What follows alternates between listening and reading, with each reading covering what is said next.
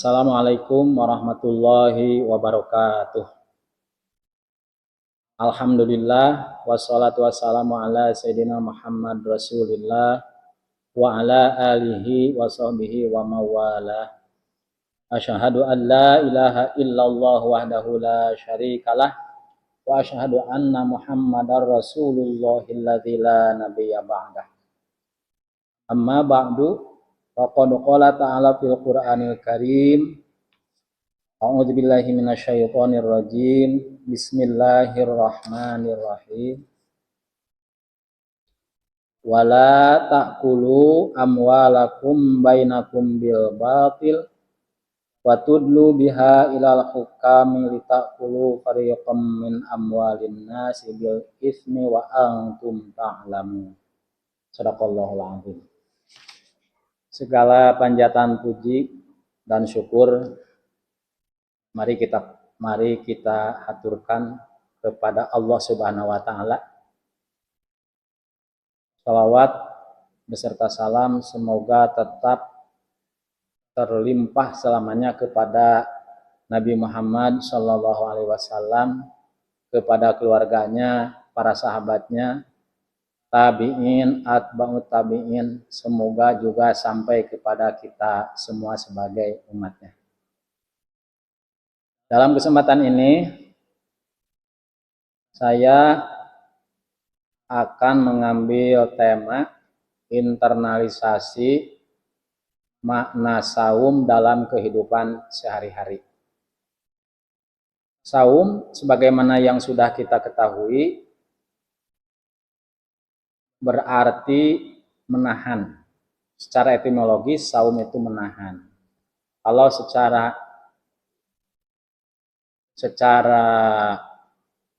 terminologis, saum itu adalah menahan diri dari segala hal yang membatalkan saum sejak terbit fajar sampai terbenam matahari.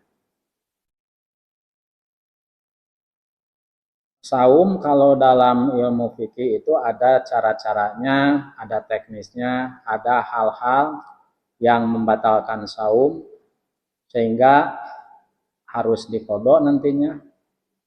Kalau secara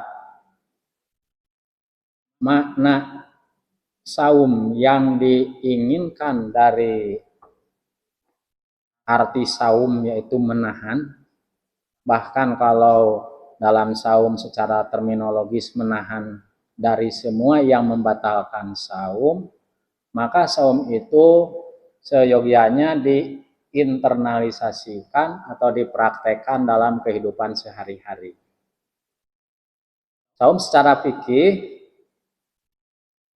bisa batal karena kita memasukkan benda duniawi secara sengaja ke dalam perut, ke dalam rongga perut.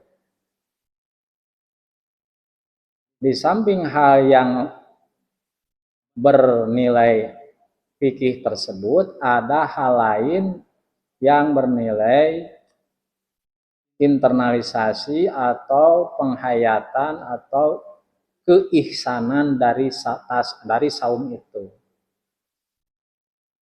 Saum secara fikih pada dasarnya merupakan tarbiyah atau pendidikan kepada kita supaya kita mampu menahan diri sehingga kita tidak melakukan hal-hal yang melanggar aturan Islam. Seperti terlihat dari ayat tentang kewajiban saum pada surat Al-Baqarah ayat 183. Di akhir ayat itu ada kata tattaqun. La'allakum tattaqun. Mudah-mudahan kalian semua menjadi orang-orang yang bertakwa. Kata takwa itu ada dua sisi. Yang pertama, melakukan kewajiban. Sisi yang kedua, menjauhi larangan. Untuk melaksanakan kewajiban dalam saum, yaitu melaksanakan saum itu sendiri. Sementara untuk menjauhi larangan, ada yang sifatnya larangan dohir seperti tadi disebutkan. Dilarang memasukkan benda duniawi ke dalam perut sejak terbit fajar sampai terbenam matahari. Itu untuk kesohihan saum. Di sisi lain ada lagi hal-hal yang justru dilarangnya itu dilarang secara terus-menerus, yaitu dilarang melakukan hal-hal yang melanggar ajaran Islam baik pada waktu saum maupun di luar saum. Kalau hal yang dilarang seperti tadi dilakukan oleh orang yang saum, maka saumnya itu nilainya jadi berkurang. Ketika saum kita gibah alias menggunjing, ketika saum kita melakukan hal-hal yang dilarang oleh ajaran Islam, misalnya kita mengambil hak orang lain, maka itu menjadi saum itu menjadi nilainya tidak ada. Karena pada dasarnya sekali lagi saum itu adalah pendidikan atau pembelajaran untuk kita supaya kita bisa menahan diri dari segala hal yang dilarang oleh Allah Subhanahu wa taala.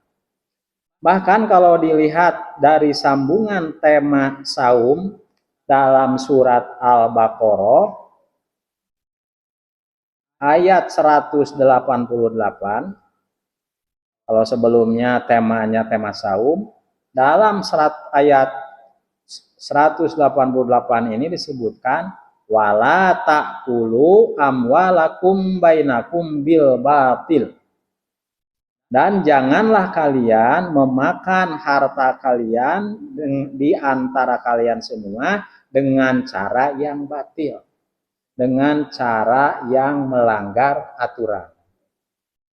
Kata memakan dengan cara yang batil itu, kalau istilah yang paling gampang atau yang sedang ramai itu istilah makan korupsi, makan hasil korupsi, itu makan dengan cara batil, makan dengan cara korupsi atau dengan cara apa, hasil sogokan atau hasil pungli, itu adalah makan harta orang lain secara batil. Itu ungkapan ayat Al-Quran setelah adanya tema saum. Dari ayat 183 sampai 87 temanya tentang saum, ditutup dengan ayat 188 surat Al-Baqarah, temanya tentang harus menjauhi makan dengan cara yang batil. Jadi internalisasi saum yang paling mendasar dalam kehidupan sehari-hari itu jauhi korupsi, jauhi pungli, jauhi mengambil hak orang lain. Di samping tentunya hal-hal yang dilanggar, hal-hal yang melanggar aturan agama yang lainnya juga harus dijauhi. Itu kalau dilihat dari munasabatul ayat Al-Quran. Karena sambungan ayat Al-Quran dari tema saum langsung ke larangan memakan harta dengan cara yang batil itu bukan tidak disengaja, ini disengaja oleh Rasulullah SAW. Karena menurut para ahli ulumul Quran, bahwa Quran itu ayat atau urutan ayatnya ditentukan oleh Nabi. Setelah ayat ini harus ada ayat yang ini terus seperti itu.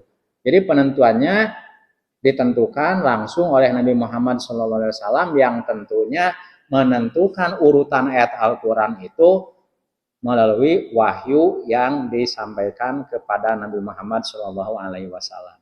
Karena Al-Quran merupakan wahyu, cara menyimpan susunan ayatnya juga pasti menurut wahyu, bahkan surat-suratnya juga urutannya menurut wahyu, bukan berarti bukan menurut diturunkannya. Kalau melihat diturunkannya, ayat Al-Quran itu pasti diawali dengan surat Al-Alaq ayat 1 sampai ayat 5. Tapi tidak seperti itu. Karena memang Nabi ditentukan melalui wahyu harus menyimpannya diawali dengan surat Al-Fatihah, diakhiri dengan surat An-Nas. Intinya, Al-Quran sebagai wahyu, sebagai pedoman hidup untuk kita semua, maka penyimpanan ayat Al-Quran, penyimpanan atau susunan surat-surat Al-Quran itu pasti ditentukan sesuai wahyu. Begitu juga penyimpanan ayat wala ta'kulu amwalakum bainakum bil batil sampai akhir di ayat 188 setelah tema dari saum itu menunjukkan bahwa inti yang paling mendasar dari saum itu harus menahan diri dari memakan harta orang lain dengan cara yang batil. Dengan catatan yang tadi bahwa di luar memakan harta orang lain dengan cara yang batil itu ada juga hal-hal yang selamanya tidak boleh dilakukan, yaitu yang diharamkan secara permanen. Untuk pertemuan ini mungkin cukup sekian, mudah-mudahan ada manfaatnya. Kesimpulannya, saum itu bukan hanya untuk Ramadan saja, tapi kalau di luar Ramadan saumnya lebih ke menahan diri dari hal-hal yang melanggar aturan Allah Subhanahu wa taala, terutama yang berhubungan dengan harta. Wabillahi taufiq wal hidayah. Wassalamualaikum warahmatullahi wabarakatuh.